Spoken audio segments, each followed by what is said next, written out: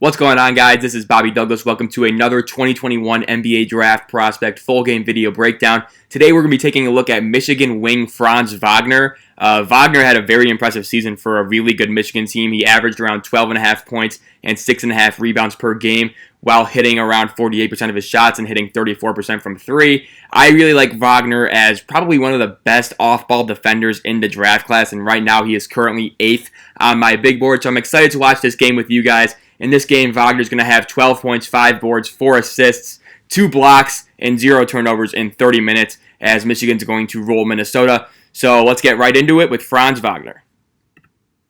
So he's going to be number 21 in the yellow. And Wagner, for me, obviously his on-ball skills are pretty enticing, but for me, what really sets him apart from everybody else is just how good he is off the ball defensively. He's always in the right position. He's moving his feet really well, never gets beat backdoor or by cutters. And so just things like that, I think, will immediately translate right there. You see him on the switch, and now he's trying to front this post, and he does a really nice job just getting his hands in the cookie jar right there, and it leads to a turnover. Let's rewind that. So right here, so Wagner's going to switch this, and he's going to be on number 23. And you can see he's not as strong or as big as his man right here. But watch how he fronts the post and still manages to get a hand in the passing lane, and it just leads to a turnover from Minnesota. So we'll rewatch this right here. And again, he's just battling, makes that catch a difficult one, and it leads to the turnover for Minnesota, Michigan ball. So just those types of plays is why I really buy Wagner as an NBA prospect, and that's why I would say I'm higher on him than most evaluators. Again, I don't see a lot of people having him in their top 10s, but I do, and I think he's probably going to stay there throughout the pre-draft evaluation process. And this Michigan team was such a load, and Hunter Dickinson with that putback right there, he just announced today that he is going to enter the NBA draft while maintaining his eligibility. My money is that he will be back in Ann Arbor for his sophomore year, but who knows? I mean, sometimes just the NBA is calling, or even professional leagues overseas. So we'll see what happens there. Again, another really nice deflection. So we've seen 2 defensive possessions and already 2 really impressive deflections from Wagner. Let's watch this one again. So Wagner's going to fight around this screen, and he's immediately going to get his hand in the passing lane, and this is just all instinct, okay? He knows the play is coming from Minnesota. He knows that it's going to be a little backdoor flex cut, and Wagner just reads it, and he manages to get another deflection. Really, really high-level stuff from Wagner, and you can see within the first minute and 15 seconds of this game how good he is off the ball defensively.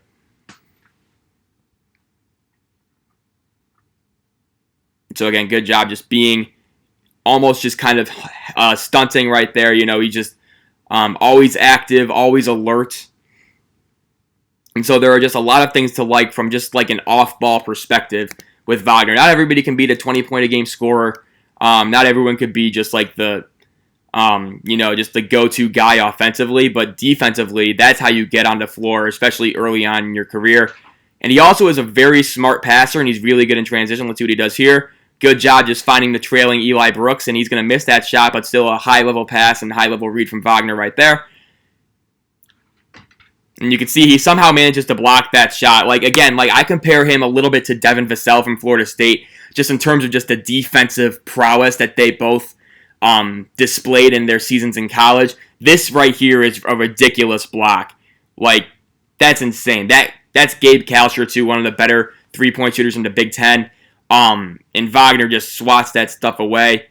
Really, really high-level stuff. And again, that's what you mean. He just always seems to be one step ahead offense or defensively. Right there, a little bit loose with the ball.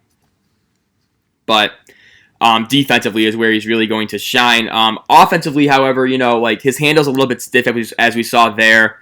Not the most accurate three-point shooter, although I think the form and just the overall indicators are there for him to be a decent shooter in the NBA. Let's see what he does here in the post. So again, that's just, adding a little bit more strength, I think, would really help him in those situations. I don't really expect him to be posting up a whole lot in the NBA. My guess is that he's more of a 2-3 type of player. So he'll be on the perimeter a lot, kind of just looking for open threes. The thing with Wagner, too, is that he's a very, very instinctual cutter offensively. He's a really good mover without the ball, similar to how Denny Avdia was at Maccabi Tel Aviv. Just that innate sense of where to go when he doesn't have the ball. Wagner has that, in my opinion. So he just kind of has like a lot of off-ball things. So when you're watching him, like the stat lines might not pop out, even though he's a very good player. Another really nice pass right there, and Liver's going to hit that three. But it's really just, off-ball that really impresses me with him. He's also a very instinctual passer, as we saw right there on that Livers three. And so with Wagner, it's just a matter of like how much can you buy stock into his creation translating. Right now, I think he doesn't really have a whole lot of gravity as a shooter or a handler. But if you get him in like these short roll situations or just kind of give him some sort of odd man advantage, I think he could really shine and really devastate your defense as kind of that secondary or tertiary creator.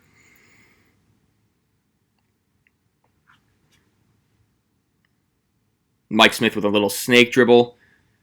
Nice little shot right there. Mike Smith was a very solid player for Michigan. A lot of people didn't really expect him to have that good of a year, but he was really just kind of the engine that drove Michigan for a lot of times during this season. Wagner, again, really nice job staying one pass away. And again, you can see him just being physical. So this is another little underrated thing too, is what I'm talking about. Like most people probably won't notice this. Watch how Wagner is just going to be super physical with the cutter right here.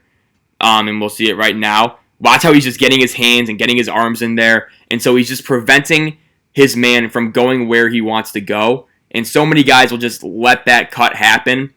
They won't really they won't just let him, cut to the basket for a shot. But, they'll make it easy for them. Franz is almost like a cornerback jamming his receiver before 5 yards in the NFL. So you see a lot of that.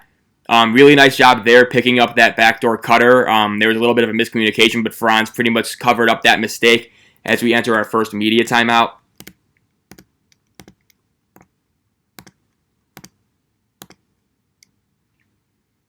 And so just all the little things, Wagner, I think, is really good. And he caught a lot of smoke for his performance against UCLA. I think he had maybe one basket or something. It was something really bad. He airballed like a three to maybe tie it or win it. And, there was a lot of short-term memory there, in my opinion. I think, Wagner all year was being talked about as a potential lottery guy. And now a lot of people kind of just, have weakened in their stances on him. Right there, nice job getting around that screen. Didn't really stay attached, but Dickinson did a nice job helping Wagner out there as well. But, I'm really not buying too much stock into that UCLA performance. I think Wagner is going to be a very, very productive NBA player. We got to travel here.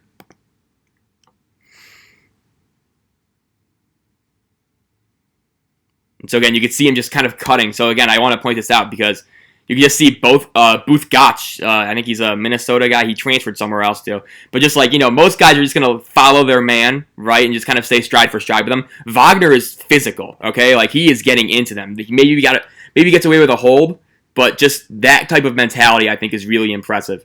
And we get Eli Brooks with the breakaway layup off the steal. We got something going on here. But yeah, so just kind of those little off-ball tricks that Wagner has. He kind of has all those up his sleeve. And you can see right there staying attached to Kalsher, going over both of those screens. And so again, just physical. And right there, again, another really, really, really solid help rotation. So Wagner is going to be... So right here, it's a little bit late, but you can see his man is all the way over here, and Wagner is going to know that Carr is going to be driving to his left, and he immediately slides over, and he forgets his man. So that's what we're talking about with the instincts, the off-ball defensive awareness, and it's going to force a bad pass, almost a turnover. And then he's already back on his man. Just really, really high-level stuff. I think he almost got a deflection there, too. And we got a shot clock violation. Just phenomenal, phenomenal stuff. And so I get concerned about his athletic upside. Some of these guys are a lot more athletic. Like you look at Scotty Barnes, Jonathan Kuminga, like the James Bouknight types, people like those, and you're just kind of like, okay, they might be a little bit more razzle-dazzle and more exciting. Right there, that's not a good defensive play from Wagner. One of the rare mistakes. On the ball, he does tend to struggle against quicker guys. Right here, it's kind of just an undisciplined closeout. And, he does a nice job forcing him baseline, but, maybe there could have been some help there. But overall, you'd like to see him stay in front a little bit better. But, there are going to be guys with higher upsides, and, but with Franz, I think it's just more about the floor with him, and you just know you're getting a productive defensive player. Ooh, Hunter probably had Franz open for that corner three, but he finished that one rather easily himself. And this Michigan team was one of the better teams to watch this year. They were super good all year. They ended up being a 1 seed in the tournament, got to the Elite Eight even without Isaiah Livers. And again, really nice job staying with the roller. He's a little bit behind, and so he is vulnerable to that pass over the top. But again, he does have underrated length, and Minnesota can't connect on the pass. So right here, so this is like a little double action. You maybe want to see Chaundi Brown try and tag this roller, but Dickinson is kind of staying with Liam Robbins. And so Franz kind of has to take this roller, or else it's going to be a wide open lob. And Wagner, you can just see, not a good pass from Liam Robbins, but he just does just enough to alter that pass, and it leads to the turnover.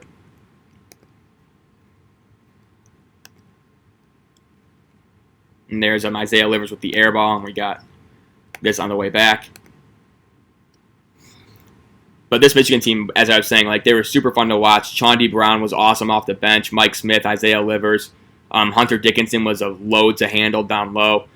And, they just, unfortunately, injuries kind of ruined their season. They ultimately had a pretty good year, but good job by Franz right there, not biting on the pump fake. They had a pretty good year, but it just kind of came down to injuries, and then ultimately they just ran into a buzzsaw of a UCLA team, as we all remember. And here's Franz out in transition. Let's see what he does here. So again, right there, nice job picking and popping. Just doesn't, or not pick and pop, but just kind of like shooting off that screen. And you can tell the form isn't bad. It just needs to be a little bit more ironed out, I would say, in terms of repetition. But I do have confidence that his shooting will be at least league average by year 2 or 3. And then, if he tightens up his handle, we're really talking about a guy who can provide really good off-ball defense and also being kind of that secondary creator off the dribble as well. Because now he's much better as a cutter. But if he elevates that handle to a point where he can maybe beat certain defenders off the dribble, he can really, really improve his game, I think. Right here we got a turnaround hook for some Minnesota big man.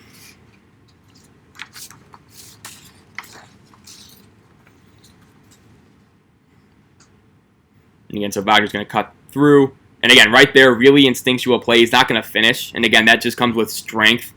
But you can see Mike Smith, Mike Smith is going to, so watch this again. So Wagner's going to cut through first, okay, and then Smith is going to get the ball on that back door. And Franz notices that his defender is going to stop the drive. So Wagner, instead of floating out to the corner, which is probably what the play was telling him to do, he just stays in this dunker spot and he gets an open layup out of it.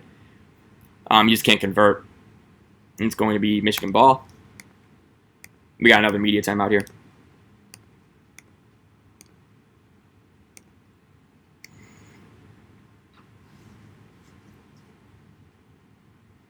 Really nice pass. That was a set piece ATO, out of bounds play for Michigan. And Wagner does a nice job hitting Brandon Johns on that little flex cut. So again, just kind of like a very smart basketball player, good passer when he needs to be. Only averaged around 3 assists, but if considering his position and their personnel, that's actually very good, I would argue. And so just all the little things he does, it's just a matter of like how much upside does he really have, and is he worth like a top 10 pick? I'd argue yes. Other people and probably most people would argue no. But this is the type of guy who I could see contributing on a playoff team, because really you're looking in the playoffs. They love these switchable wings who have really high basketball IQs, and you even look now at some of these rookies who are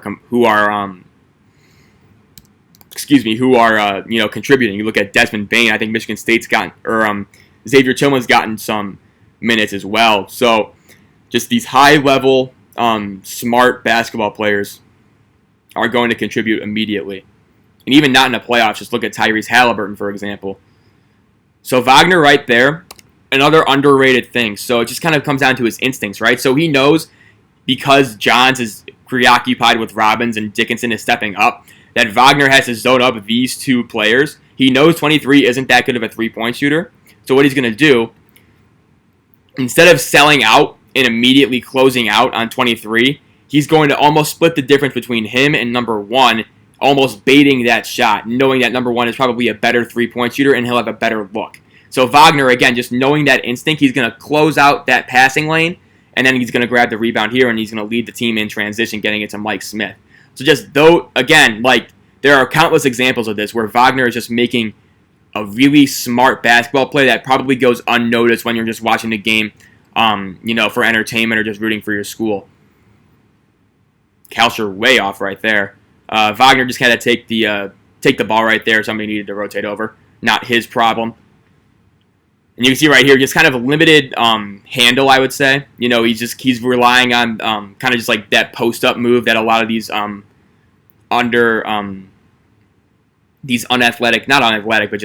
athletically challenged guards do when they don't really have confidence in their handle. A lot of times they'll kind of post up to just kind of put their back in between the ball and their defender.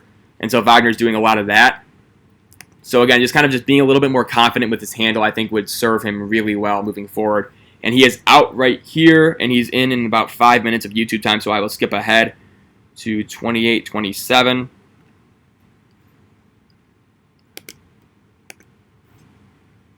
And so he's in again on Booth Gotch. Again, I can't remember where he transferred, but we got another Livers breakaway steal, and he's going to slam it home. He's another guy, probably I'll have him in my top, I'd probably say top 75, Isaiah Livers, but he's not going to be a first-rounder for me. I don't think on anyone's board he'll be a first-rounder. But, a really productive 4-year college player. So, someone to keep your eye on is someone who can maybe get a two-way deal and then, again, just kind of show up in the playoffs and you're just like, how the hell did he end up here? The candidate this year for that, Marcus Howard. Marquette's, very score-first-oriented guard. Somehow, because of injuries for the Denver Nuggets, he's been getting like 25 minutes a night in the playoffs in these first two games. So, just, you never know when your opportunity is going to come. And, it's just kind of one of those guys where Livers, I'm just talking about, where you're just kind of like, okay, like just give him a shot, give him the 15th spot on your roster, and maybe he can knock down some threes for you in the playoffs. We got another shot clock violation. Again, this is all Wagner. Not all Wagner, but he's playing a key part in all this.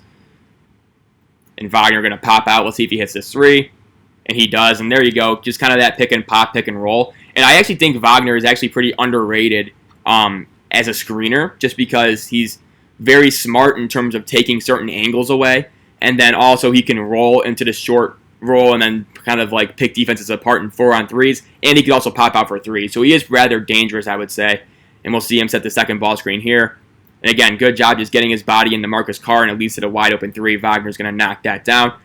And so, yeah, just those types of plays, instinctual. And if he can get a little bit more confidence in his scoring, I think it can go a very long way for him moving forward.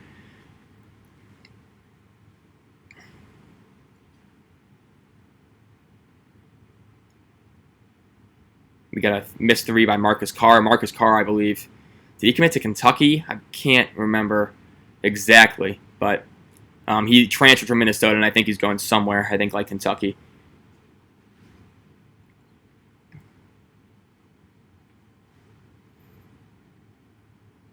And so here's Wagner on the ball. Again, really nice job fighting over that drag screen by Liam Robbins. And Liam Robbins, like, by the way, he's a big dude. And again, right, that's such a fun little play by Wagner too. So watch him. Okay, so he's going to fight over this screen, and then he's going to almost do an immediate tag on Robbins to slow him down on his path. So watch this. And so right here, he's going to see Robbins set another screen, he's going to dribble handoff. And so on this roll, Wagner is going to just bump him, right? He's going to bump him, and then he's going to get the deflection with his right hand going the opposite way. Just some of these plays that just show up, you're just in awe of what he can do.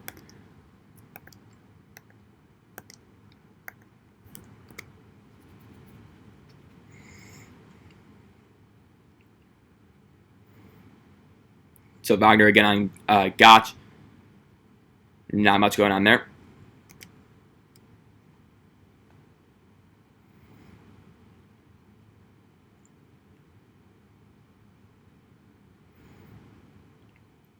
So trying to get a post up for Dickinson. It looks like they got a foul here.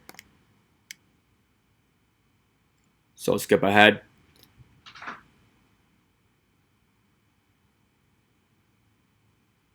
Another really nice cut by Wagner right there. It's going to lead to the...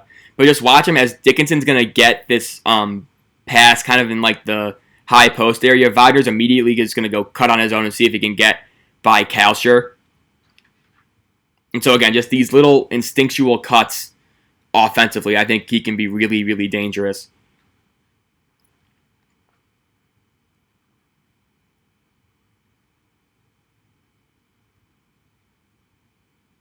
We got another steal by Livers. Jeez, Minnesota needs to stop turning the ball over.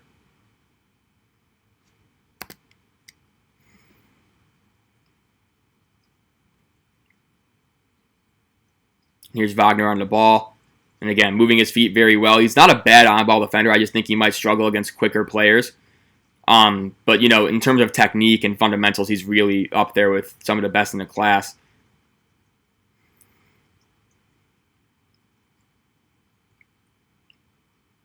Got a turnover for Michigan.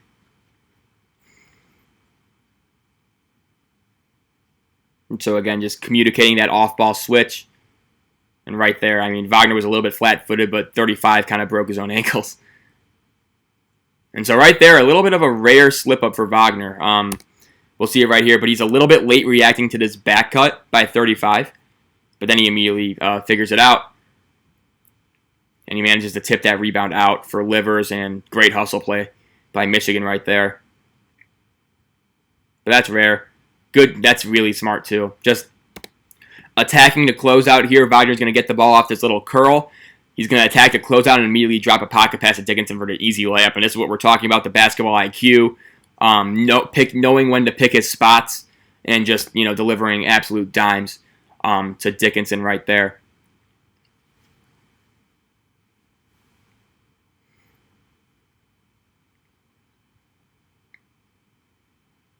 Again, fighting over the screen, Wagner seeks out the back cut. And it's going to be an air ball, and Livers is going to get the ball back to Wagner. Back to Livers.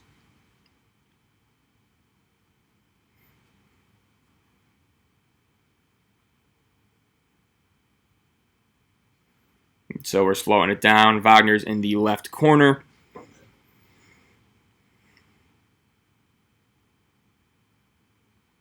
So then Wagner's going to swing to the other side. Livers is going to lift up, and they wanted Dickinson on that roll. Wagner played an integral part in that. He wants to clear out that side to free up Dickinson. Just the pass wasn't there for Livers.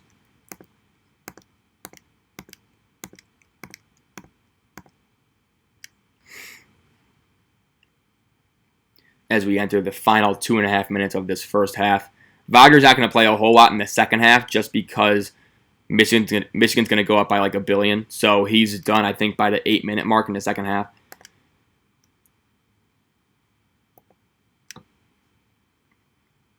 So again, Wagner on the inbound, just kind of mirroring that inbounder right there. And again, it kind of forced 1 or 2 fakes from Gotch that he didn't really want to do. Really tough shot hit by Marcus Carr right there, though.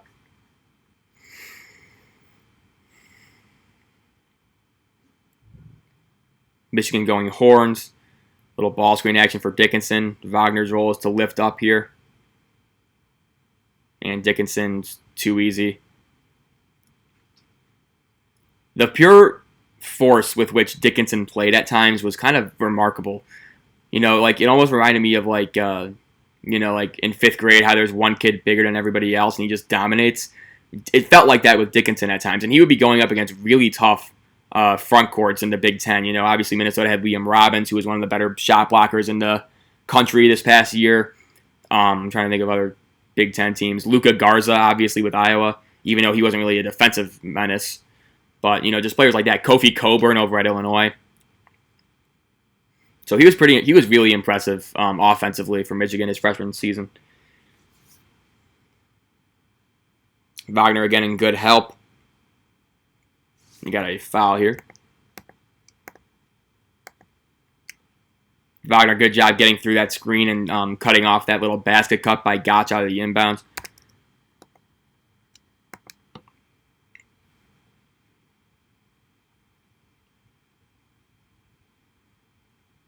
So Wagner's going to cut, and then you think he's going to telling everybody to just kind of lift up. Weird spacing right now on the weak side for Michigan. It's kind of just 3 guys all in a row.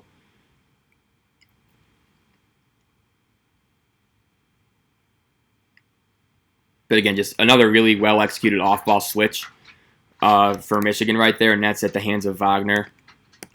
We got 45 seconds left. Free throws for Carr. And there should be... Wagner's going to get this pick and roll. Swing it to Chaundi. You got to be something going on here. Let's see. Brown's going to just get swatted, and here comes Minnesota. I'm probably going to hold for 1. Yep. So this is the final possession of the first half, and then I will get back to you guys with part 2 later today. So again, Wagner, it looks like they're in a little bit of a zone right now. Again, Wagner right there, tagging that potential roll by Liam Robbins, boxing out his man, and that'll end the first half. So again, really impressive stuff from Wagner, I thought, in the first half, especially off the ball. Didn't really have a great scoring half, but in the second half he'll score a little bit more, so we'll see and talk about a little bit more of his offensive game. And so, yeah, I hope you guys enjoyed it. I hope you guys see why Wagner is so high on my board, just because of that off-ball, savant-like intelligence. So, yeah, I will see you guys for the second half. Thank you guys so much for watching. And, yeah, see you soon.